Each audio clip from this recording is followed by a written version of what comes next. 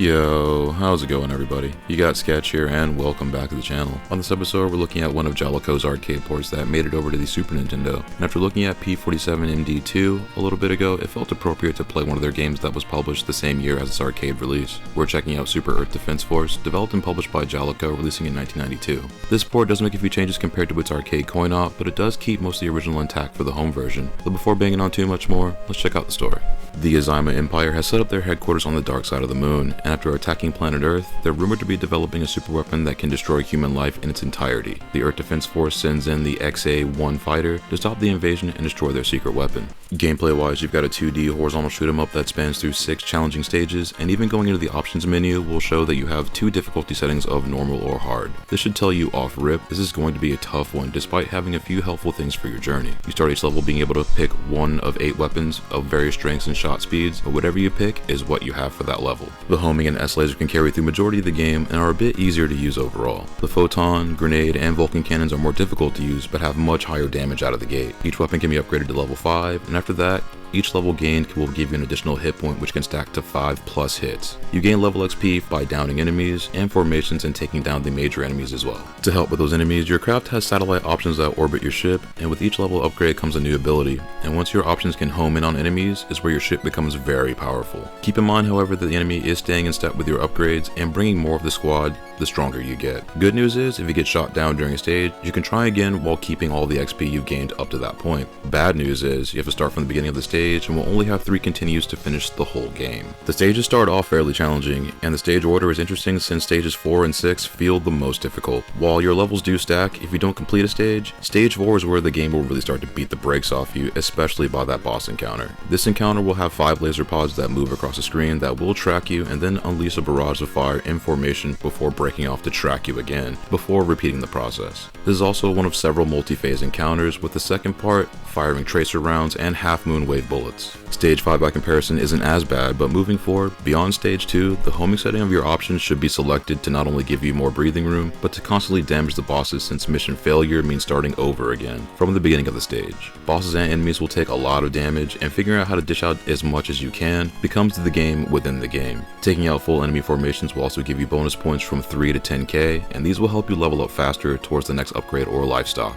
Stage 6 is the final level, and this will be difficult if you come into it with the wrong gear. Even flying in, if you touch the ceilings or any of the drones, you will take damage, and if you're really unlucky, get smoked on the fly-in, losing a continue. This stage is also great for leveling since they're mostly large enemies that have huge bonuses the more of them you can down. Once you get to the gauntlet of enemies, you'll get to the first of 3 bosses. The mechanical crab will fire spread shots, and a tracer round that will track you much like the boss on stage 4. Depending on what you're using, this battle can go on for a while or end quickly within a few attack phases if you have the homing equipped on your options. Once you get through that, you'll battle the Azima god, which is a huge biomechanical beast that throws several attacks at you. An electric orb will circle the room, and there will be lightning, fire, and Gatling gun rounds in a sequence. The lightning strikes will also track you, so once again having the homing setting engaged on your options will track the orb while firing past the shield so you can take out its weapons faster. These first 2 encounters can be done without getting hit, which is ideally what you want to do since the final phase is the peak of the game's difficulty. The god will chase you out of the base while you're going backwards and fire tracer popcorn rounds, and you will likely get hit several times here. It will then eventually fire bigger popcorn bullets and a stream of eyeballs, which again is the indication that you're almost done. If you can stay alive and again keep that homing option dialed, you'll eventually defeat this. It's possible to do these encounters with any weapon like I mentioned earlier,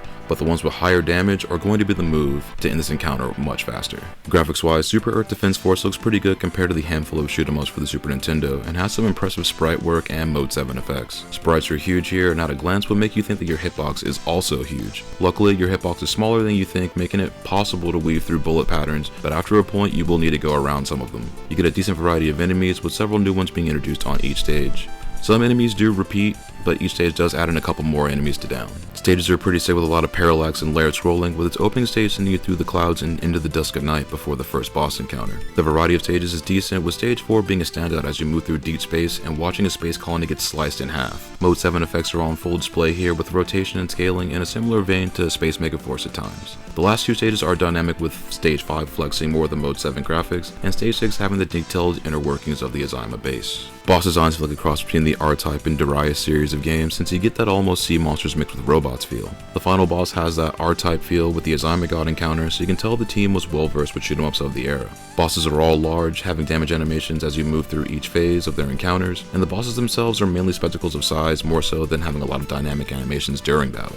The combat actually fares well on the hardware, even though it does have its moments of slowdown, especially when the screen's going mental. The overall performance is snappy with the action staying at a steady clip, but when there are a lot of bullets on screen, the frame rate does dip. The part where the space colony is getting cut by a laser is a prime example of when you're firing your weapons, it animates much slower, but once you stop shooting, it will play back at normal speed. It doesn't really take away from the game much, but it is enough to notice while not being as egregious as early shoot 'em ups on the Super Nintendo. I'm looking at you, Gradius 3. There's an intro and ending cutscene, and both are pretty sick while being fairly simple. The cutout EDF lettering with the image of your fighter is something that you would see in arcade games and in film, so it's neat to see this on the Super Nintendo. The ending cutscene shows your battered spacecraft floating into the sunlight of space as ships start going back to Earth thanks to your efforts. It's showing the spoils of interstellar battle and showing a bit more depending if you clear it on normal or hard. Sound-wise, Super Earth Defense Force has some pretty tight tunes on the 6-stage run from composer Tsukasa Tawada. The tunes have pretty good instrumentation and the tracks are solid grooves that get better on each stage. They're also tunes you'll likely get familiar with considering the game's difficulty and how much you'll hear certain stage tunes, especially on the back end. The jams will keep you nodding your head before you either finish the game or get sent back to the beginning. Sound effects are solid with some good feedback when hitting enemies. The sound when your bullets connect remind me of a more bassy hit from the Thunder Force games, if that makes any sense. And the explosions have an almost early anime gunshot sound, but it does have some shake to it. Bullets also have unique sounds when they're coming from enemies, but your own weapons don't always have a sound when they're being fired, which is kinda strange, but not surprising from when it was released. Having a few different explosion sounds is interesting to note, but it's also strange that weapons don't always have unique sounds to them.